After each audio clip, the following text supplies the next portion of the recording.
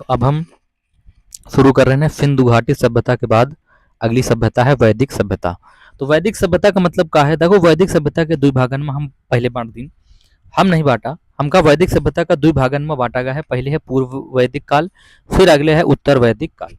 पहला है पूर्व वैदिक काल, फिर है उत्तर वैदिक काल। हम कहा कि पूर्व वैदिक काल का है तुमको पूर्व वैदिक काल यानी जो पहले रहा, उत्तर वैदिक काल का मतलब जो बाद में रहा। हम कहा कि जो पहले पूर्व वैदिक काल रहा वो कब से कब तक रहा? तो तुम कहियो 1500 से 1000 बीसी तक रहा। पूर्व वैदिक काल 1500 से लेके 1000 बीसी तक रहा। फिर हम बात करें उत्तर वैदिक काल के, तो उत्तर वैदिक काल कब से कब तक रहा? 1000 बीसी से लेके 600 बीसी तक रहा उत्तर वैदिक काल। हम कहा पूर्व वैदिक काल 1500 से लेके 1000 बीसी तक, उत्तर वैदिक काल 1000 से लेके 600 बीसी तक।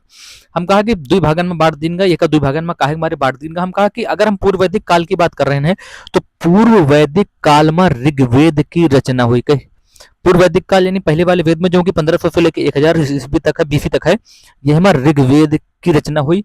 और जो उत्तर वैदिक काल है वो हमारा यजुर्वेद, सामवेद, अर्थवेद इनकी रचना हुई उत्तर वैदिक काल में। हम कहा कि अगर हम वैदिक सभ्यता के बारे में बात करी तो वैदिक सभ्यता के निर्माण में आर्यों, वैदिक सभ्यता का निर्माण मुख्य रूप से कोकहिस आर्य की। अब मुख्य रूप से आर्य की, तो आर्य का मतलब क्या है? देखो, सबसे पहले हम आर्य के बारे में बात करें तो हम कहा आर्यों का मुख्य व्यवसाय क्या था? तो आर्यों का मुख्य व्यवसाय था पशुपालन। आर्यों का मुख्य व्यवसाय क्या था? पशुपालन। फिर हम कहा कि जो आर्य है, आर्य वो एक भाषा सूचक शब्द है। आर्य का है एक भाषा सूचक शब्द है जिसका मतलब है श्रेष्ठ या फिर कुलीन। हम कहा ये जो आर्य है, आर्य ये एक सकारात्मक शब्द था। कैसा शब्द था? सकारात्मक शब्द था। हम कहा ये जो आर्य है, आर्य यह एक ग्रामीण सभ्यता थी। आर्यों की सभ्यता एक कैसी सी सभ्यता थी? ग्रामीण। हम कहा भैया हम सिंधु घाटी सभ्यता का जो हड़प्पा बताएं, हम कहा कि वाह वहिमा बताओ कि वो कैसी सभ्यता थी? हम कहा भैया वो शहरी सभ्यता थी। वो कैसी सभ्यता थी? शहरी। तो हम कहा आर्यों का मुख्य व्यवसाय था पशुपालन। आर्य एक भाषा सूचक शब्द है। आर्य का मतलब है श्रेष्ठ या फिर कुलीन। आर्य एक सकारात्मक शब्द था। आर्यों की सभ्यता एक ग्रामीण सभ्यता थी। अभी ये आर्य आए कहाँ थे? तो सब आदमी आए अपने अपने नियमदीन। सबसे पहले आए जर्मनी के मैक्स मूलर। अब मैक्स मूलर भैया का बता गए, मैक्स मूलर बता दीन कि ये लोग मध्य एशिया से आए। कहाँ से आए हैं? मध्य एशिया से आए हैं। केवल याद रखे है। हम कहा मैक्स मूलर जर्मनी का एक विद्वान आवा, वो बता दी कि जो आर्य आए हैं ये मध्य एशिया से आए हैं। फिर हमका यह के पुष्टि कहां पर मिल गई? यह के पुष्टि मिल गए बोई जकोई अभिलेख से, यानी बोई जकोई या फिर कस्सी अभिलेख से मिलेगा कि मैक्स मूलर जो बता रहे हैं कि ये व्यक्ति मध्य एशिया से आए हैं।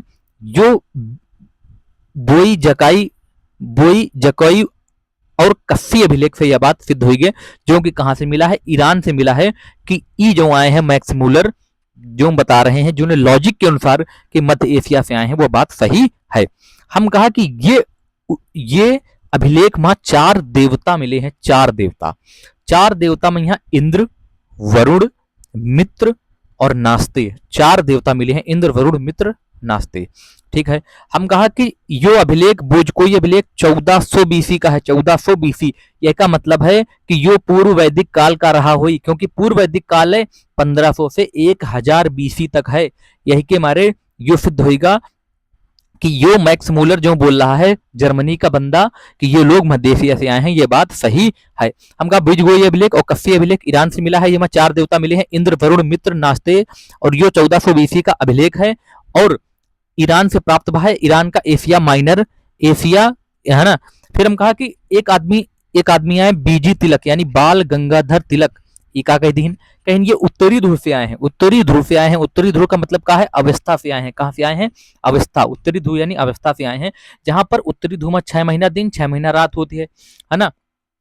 फिर हम कहा कि एक आदमी आए दयानंद सरस्वती। दयानंद सरस्वती का बता दीन, दयानंद सरस्वती बता दीन कि ये तिब्बत से आए हैं। दयानंद सरस्वती का बता दीन कि ये तिब्बत से आए हैं। बाल गंगाधर तिलक बता दीन कि ये उत्तरी ध्रुव से आए हैं। मैक्स मूलर का बता दीन कि मध्य एशिया से आए हैं। चलो चाहे जहां से आए हों। फिर हम कहा कि आर्यों की भाषा क्या थी? संस्कृत। यहाँ पर मैक्स मूलर का सिद्धांत अधिक प्रूव्ड माना गया है। फिर हम कहा आर्यों के समाज को 5 भागन में बांट देंगे। आर्यों के समाज को 5 भागन में बांट देंगे, जहां पर सबसे छोटी इकाई का कहा कुल। जो क्वेश्चन आवत है आ चुका है एक बार कि आर्यों के समाज को कितने भागन में बांटा गया है? तो 5 भागन में। पहले है कुल, फिर गांव, फिर विश्व, फिर जन, फिर राष्ट्र। ठीक है, गांव का ग्रामीण, विश्व का विश्वदीव, जन का जनपति और राष्ट्र का राष्ट्रपति कहा जाता है। हमका कुल का मुखिया के यहाँ क्या कहा जाता है? कुल।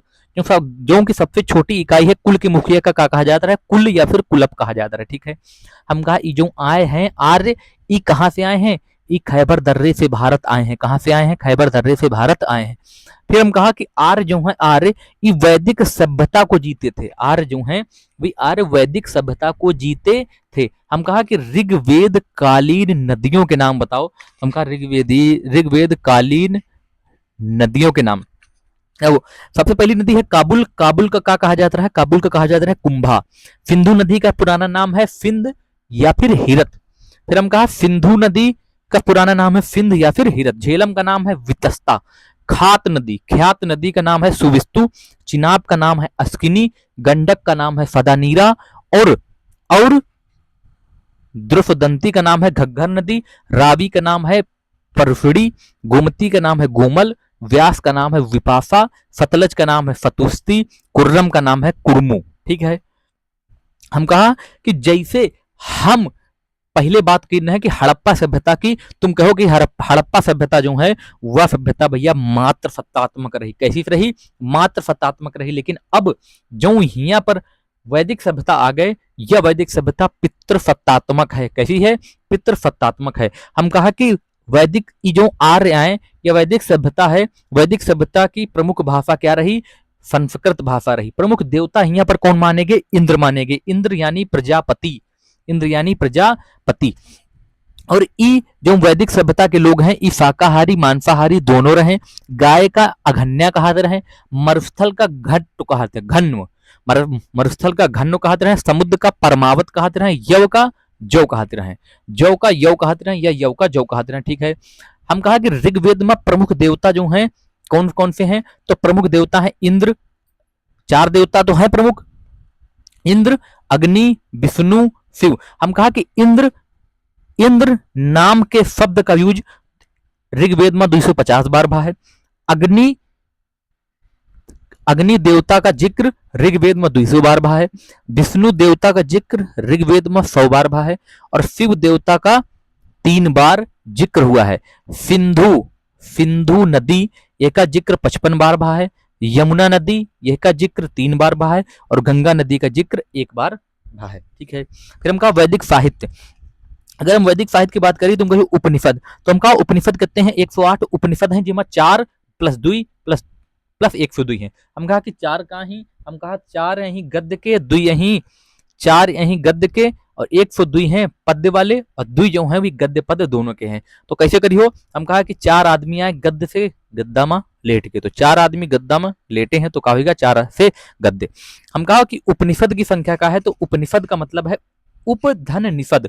उप का मतलब है आओ और निषद का मतलब है बैठना, यानी निकट बैठकर ज्ञान प्राप्त करना, यह है उपनिषद। निकट बैठो ज्ञान प्राप्त करो, यह क्या है? उपनिषद। ठीक है, उपनिषदों की संख्या 108 है। 4 + 2 + 102 है, जहां पर 4 का है गद्य हैं, 2 गद्य पद दोनों में है, 102 केवल पद वाले हैं। ठीक है, हम कहा उपनिषद का मतलब है निकट आकर बैठकर ज्ञान प्राप्त करना। ये जो 4 गद्य में है इनका नाम है कंठ, ईश, श्वेतांबर, मैत्रायणी।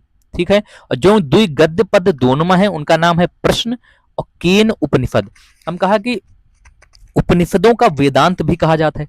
तुम कहो कि सबसे बड़ा उपनिषद का है? सबसे बड़ा उपनिषद है बृहदारण्यक उपनिषद। बृहदारण्यक उपनिषद है। ये उपनिषद में का है? ये उपनिषद में याज्ञवल्क्य और गार्गी का संवाद है यही। फिर हम कहा कि तमसो मां ज्योतिर्मय कहां से लिया गया है? तो बृहदारण्यक उपनिषद से लिया गया है। बृहदारण्यक उपनिषद से लिया गया है। ओम शब्द कहां से लिया गया है? तो यही बृहदारण्यक उपनिषद से लिया गया है। कि हम कहा सबसे छोटा उपनिषद का है? तो सबसे छोटा उपनिषद है मांडोक्य उपनिषद। मांडोक्य उपनिषद। फिर हम कहा कि ये जो सत्यमेव जयते है यो कौन उपनिषद से लीन का है? तो मुंडको उपनिषद से लीन का है। फिर हम कहा यम और नचिकेता का संवाद यो कहां से लीन का है? तो यम भैया कठोर हैं, नचिकेता कठोर हैं। ये लोग कहां हैं भैया? कठोर हैं। तो कठोर हैं तो कठोर से ध्यान रखे है कि यम और नचिकेता का संवाद कहाँ से लीन गया है, कठोप उपनिषद से लीन गया है। हम कहा कि कुल संस्कार कितने हैं, तो कुल संस्कार कितने हैं 16। कुल संस्कार कितने हैं 16। पहला है गर्भाधान संस्कार। गर्भाधान गर्भाधान संस्कार का मतलब है स्त्री पुरुष के मध्य में संबंध वंश वृद्धि के लिए है, वह काम कहते हैं गर्भाधान संस्कार। फिर है पुष्प वंश संस्कार, उत्तम संतान के लिए पुष्प वंश संस्कार है। जातवन संस्कार, शहद घी खिलाना, वह कहते हैं जातवन संस्कार। नामकरण संस्कार, नाम रखा जाए। निष्क्रमण संस्कार, सूर्य और चंद्रमा के दर्शन कराए जी हैं, वह कहा जाए निष्क्रमण संस्कार। फिर हम कहा कि मन प्राशन संस्कार, तो इसका मतलब है अन्न खिलाया जाए, तो इसका कहा जाए मन प्रसन्न संस्कार। कर्ण छेदन संस्कार का मतलब है कर्ण का भेद दीन जाए। फिर यज्ञोपवत संस्कार का मतलब है कौनो भी व्यक्ति का जनेऊ पहनावा जाए, तो वह का यज्ञोपवत संस्कार कहा जाए। विद्या आरंभ संस्कार, एक मतलब है कि विद्या को धारण करने वाला व्यक्ति है, तो वह का विद्या आरंभ संस्कार कहा जाए। समावर्तन संस्कार का मतलब है विवाह और संस्कार, समावर्तन संस्कार का कहा जाता है विवाह संस्कार, यानी यहाँ पर विवाह हो जाए। अंत्योष्ट संस्कार अंतिम संस्कार है, अंत्योष्ट। फिर हम कहा कि वेदों की संख्या कितनी है, तुमका वेदों की संख्या कितनी है 4। वेद का मतलब है अर्थ, वेद का मतलब क्या है अर्थ, यानी अपने ही समय के ज्ञान का संग्रह ही काय वेद है, अपने ही समय के ज्ञान का संग्रह ही काय वेद है। वेद कब लिखे गए हैं, तो वेद उत्तर वैदिक काल में लिखे गए हैं। कब वेद लिखे गए हैं, उत्तर वैदिक काल में। देखो जो यहाँ पर आर्य रहे, आर्यों में जाति व्यवस्था कर्म के आधार पर थी, आर्यों में जाति व्यवस्था कर्म के आधार पर थी, लेकिन अब कुछ ऐसे आदमी की वजह से धर्म के आधार पर हुई गए। तो अब के बात हम नहीं कर रहे हैं, हम बात कर रहे हैं वैदिक सभ्यता की। तो वैदिक सभ्यता में जो जाति व्यवस्था रही वो कर्म के आधार पर रही।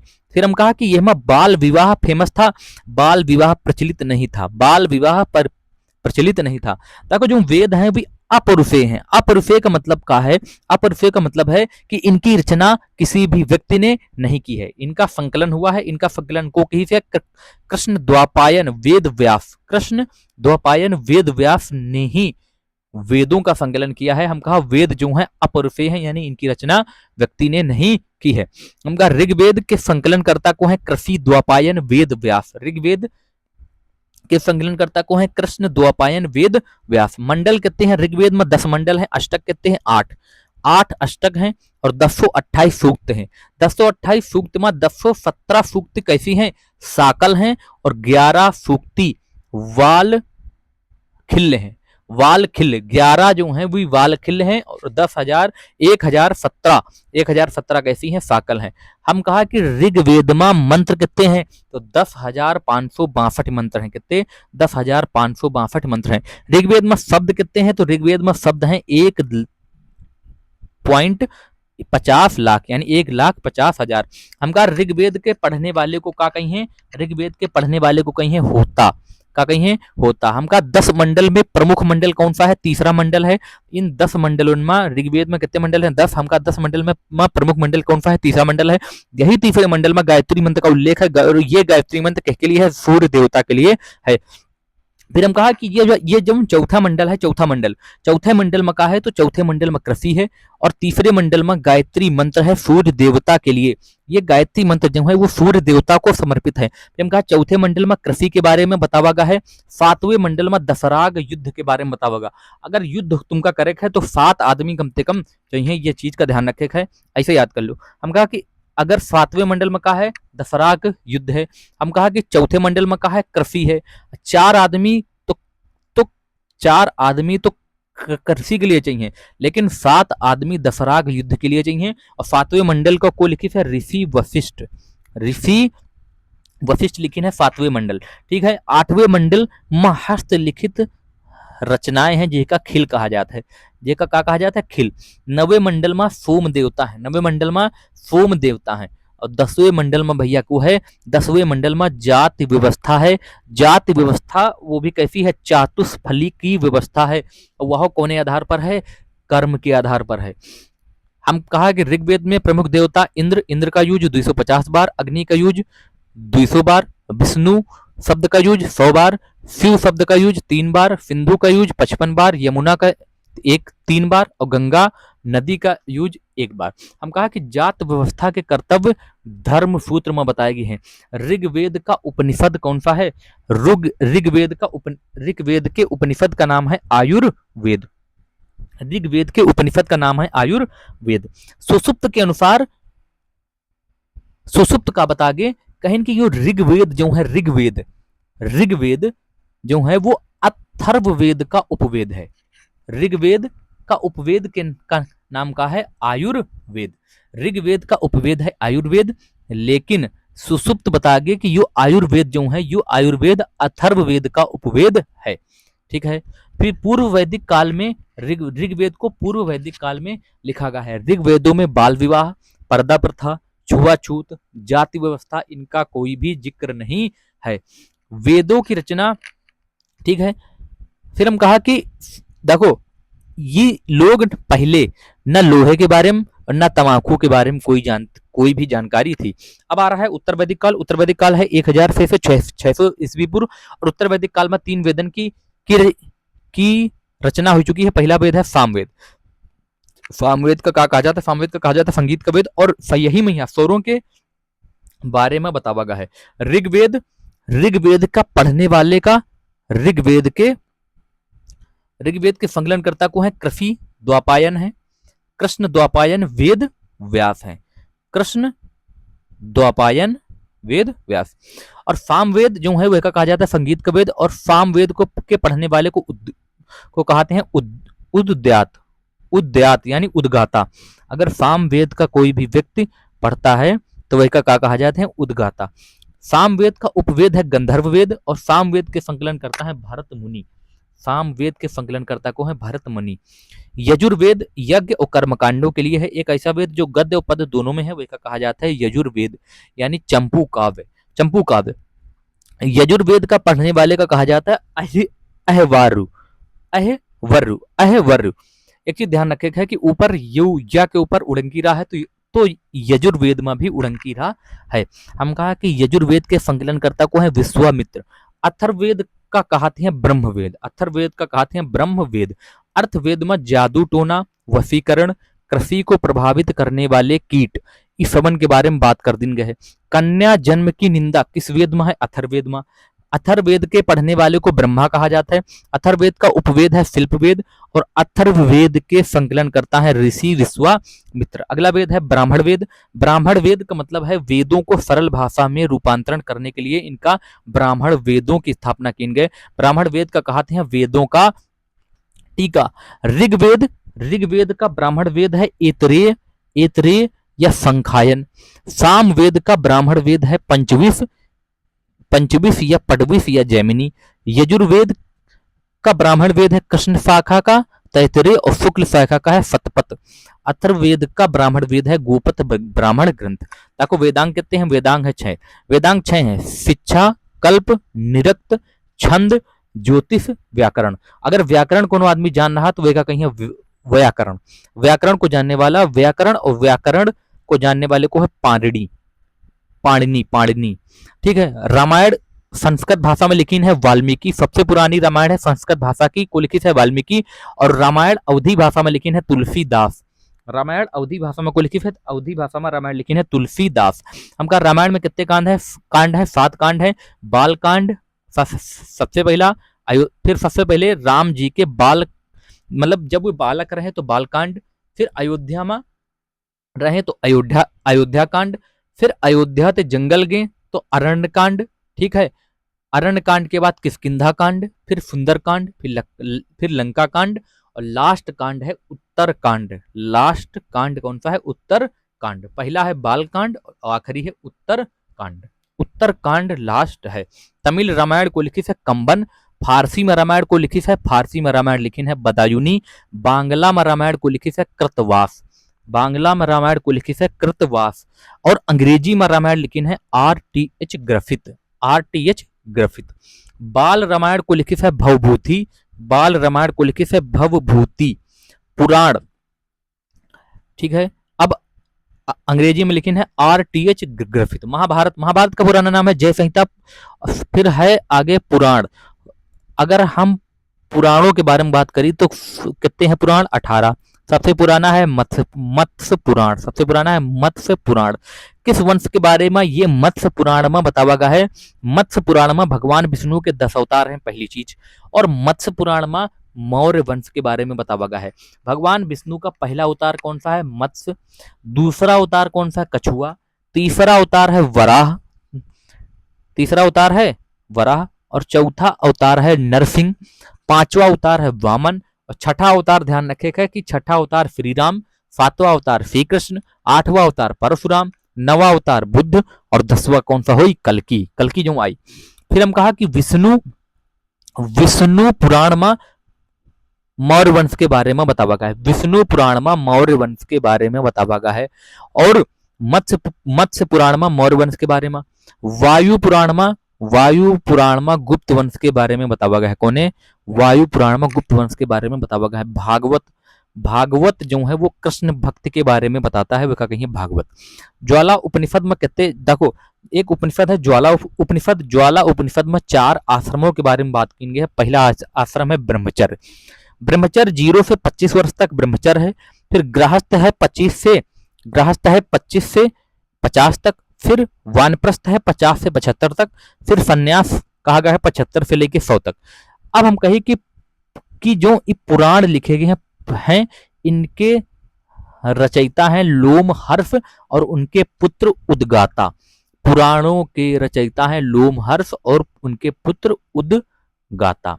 वेदों को अपुरुषे क्यों कहा गया है? क्योंकि इनकी रचना कुकी से, इनकी रचना देवताओं के द्वारा की गई है।